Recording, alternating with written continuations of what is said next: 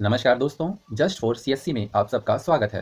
तो चलिए शुरू करते हैं आज का अपना वीडियो। समाज और कानून व्यवस्था, भारतीय राज्य व्यवस्था का अध्ययन करते हुए आज के इस वीडियो में बात की जाएगी कि समाज और समाज को सुचारू रूप से चलाने के लिए कानून व्यवस्था, इन दोनों में क्या संबंध है और कानून व्यवस्था का निर्माण कैसे और किस संस्था के माध्यम से किया जाता है। सरल शब्दों में कहें तो आज की इस वीडियो में हम बात करेंगे सरकार की महत्वपूर्ण इकाइयों के बारे में, मतलब सरकार के अंग के बारे में, ऑर्गन्स ऑफ गवर्नमेंट के बारे में। पिछली वीडियो में हमने जाना था कि सरकार के 3 अंग होते हैं: विधायिका, कार्यपालिका और न्यायपालिका।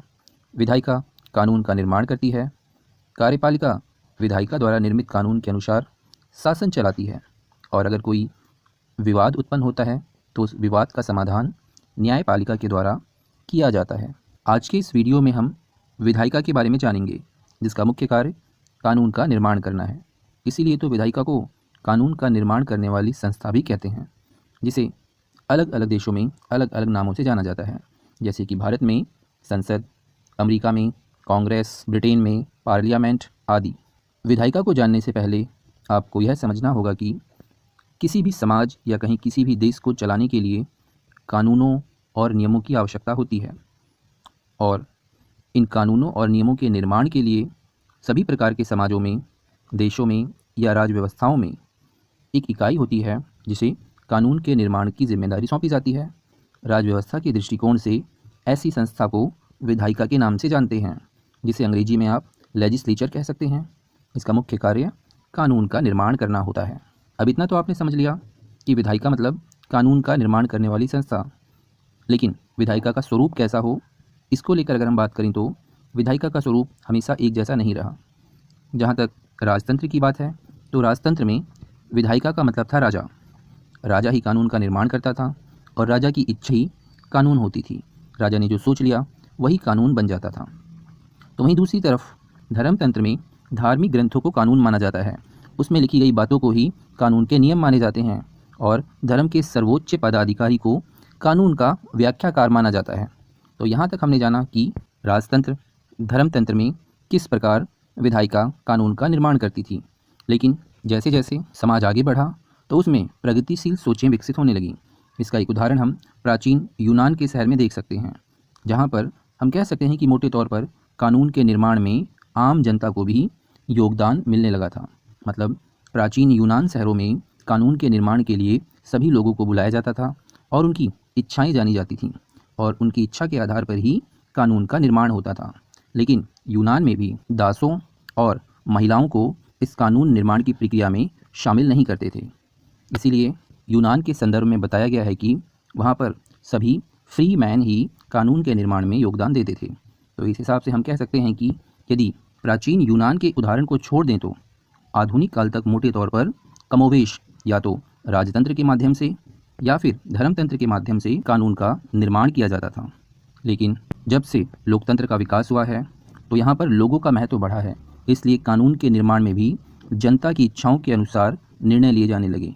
मतलब कानून के निर्माण में जनता को विशेष महत्व दिया जा लगा लोकतंत्र के विकास के साथ। ऐसे में कुछ देशों की तो कोशिश यहाँ तक रही है कि प्रत्येक व्यक्ति की इच्छाओं को जान लिया जाए। जैसे कि अगर हम बात करें स्विट्ज़रलैंड की, तो वहाँ पे पहल और जनमत संग्रह जैसी व्यवस्था अपनाई गई, ताकि प्रत्येक व्यक्ति की इच्छा को जाना जाए और उसके माध्यम से कानून का निर्माण किया जाए। लेकिन जैसा कि आप सबको पता होगा, वर्तमान समय में एक तरफ जहाँ जनसंख्या अधिक है तो वहीं देशों के क्षेत्रफल भी बहुत अधिक होते हैं। ऐसी स्थिति में यह बिल्कुल संभव नहीं है कि हर एक व्यक्ति की इच्छा को जाना जा सके। इसीलिए तो वर्तमान समय में या कहीं आधुनिक समय में अधिकांश देशों ने प्रतिनिधि लोकतंत्र के माध्यम से विधायिका का गठन किया है।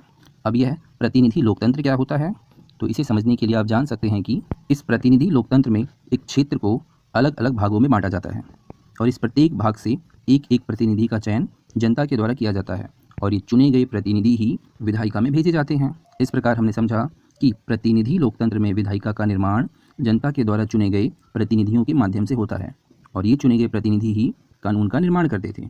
क्योंकि ये सभी प्रतिनिधि जनता की इच्छा से चुने जाते थे, इसलिए ऐसा मान लिया जाता था कि इन प्रतिनिधियों के द्वारा जिस भी कानून का निर्माण किया गया है वह जनता की इच्छा के अनुसार ही है।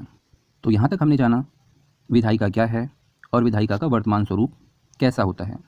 अब आपको पता होना चाहिए कि वर्तमान समय में राजनीतिक व्यवस्था में विधायिका आमतौर पर 2 सदनों की होती है। जैसे कि भारत में लोकसभा और राज्यसभा, ये दोनों सदन मिलकर कानून का निर्माण करते हैं। इन दोनों सदनों में से एक सदन तो जनता द्वारा सीधे तौर पर चुना जाता है और कानून के निर्माण में इस सदन की महत्वपूर्ण भूमिका होती है। जैसे कि भारत में लोकसभा का चयन जनता सीधे तौर पर अपने प्रत्यक्ष मतदान के माध्यम से करती है। तो वहीं दूसरे सदन की आवश्यकता ऐसे देशों में होती है जहां संघात्मक ढांचे को अपनाया गया हो, मतलब संघात्मक ढांचे की सुरक्षा के लिए ही दूसरे सदन की आवश्यकता होती है, जिसमें सभी सदस्य राज्यों का प्रतिनिधित्व करते हैं। जैसे कि भारत के संदर्भ में राज्यसभा, अमेरिका के संदर्भ में सीनेट दूसरे सदन के महत्वपूर्ण उदाहरण हैं। ये दोनों ही देश गणतंत्रात्मक व्यवस्था को अपनाते हैं, इसीलिए यहाँ पर दूसरे सदन की आवश्यकता महसूस की गई। यह दूसरा सदन मुख्य रूप से यही देखता है कि कानून के निर्माण में कहीं राज्यों की अवहेलना तो नहीं हो रही, कहीं केंद्र सरकार राज्यों की शक्तियों को कम तो नहीं कर रही। यह मुख्य उद्देश्य होता है दूसरे सदन का। तो इस प्रकार हमने जाना वर्तमान समय में अधिकांश देशों में विधायिका द्विसदनीय होती है। दूसरा सदन मुख्य रूप से राज्यों का प्रतिनिधित्व करता है, लेकिन फिर भी कुछ ऐसे भी देश हैं जहाँ पर एकात्मक शासन व्यवस्था को अपनाए जाने के बावजूद भी दूसरे सदन की व्यवस्था अपनाई गई। जैसे कि ब्रिटेन में एकात्मक शासन प्रणाली है।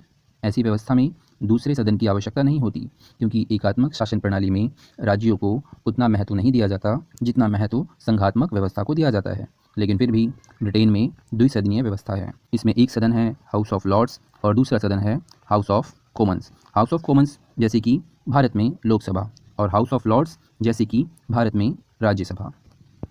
अब जब भारत की बात आ रही है तो आपको भारत के बारे में भी पता होना चाहिए कि यहाँ पर विधायिका का क्या स्वरूप है। बिल्कुल, भारत की विधायिका भी संघात्मक ढांचे पर आधारित है। संघात्मक ढांचे पर आधारित होने का मतलब ही यह हुआ कि यहाँ पर विधायिका 2 सदनीय होगी।